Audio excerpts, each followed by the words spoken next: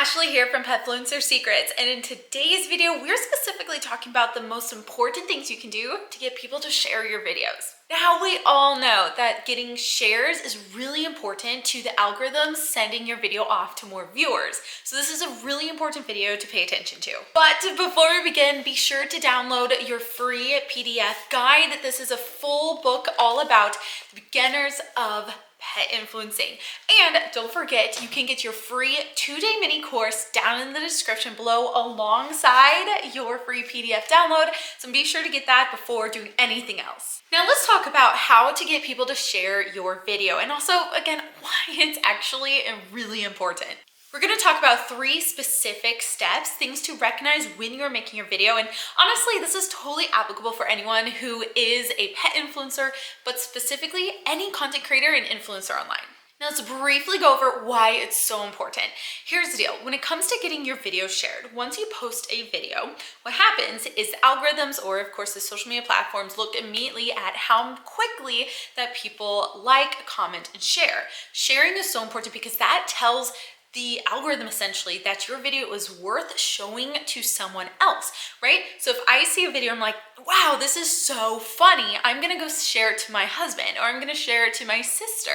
That actually shows a lot. Likes and comments, yeah, those are really important. But again, getting shares is most important. So let's talk about these 3 things. The very first one is to make your videos entertaining. This means your video needs to either make someone laugh, it needs to be odd, weird, or not really easily replicable.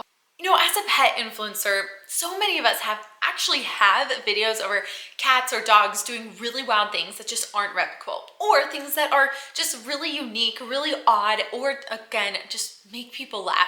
That's actually the best joy of being a pet influencer, is because most of the time you have these funny videos of your dogs or your cats doing stupid things, and those stupid things do really well. Because of course, if you look at a video of your cat or a dog, people are gonna say, oh my gosh, that's hilarious, my dog does that, and they're gonna send it to a friend or again, a family member, for example. The next thing to look at is making it relatable. I love this relatable category because it always works. Now here's the deal. Okay, so as a pet influencer, to make your video relatable, there are a handful of ways to do this. Think of it this way. If you're a dog owner, what are things that other dog owners struggle with or can totally relate to? Maybe it's your dog pulling on your leash as you're going on a jog, or maybe you own cats and you know that they get zoomies at 3 a.m. or, paw at your face at 5 a.m. to wake you up. There are just some things that cat owners, dog owners, or again, other pet owners just will be able to relate to. And when they can relate, they are going to share it because they're like, that is what I struggle with. Oh my gosh, that's what my cat does. And they're going to share it with their friends and family. Or of course, hopefully they're going to just share it on their social media, like on Facebook. Okay, so we talked about videos being entertaining, being funny, quirky, odd, hilarious, and share-worthy.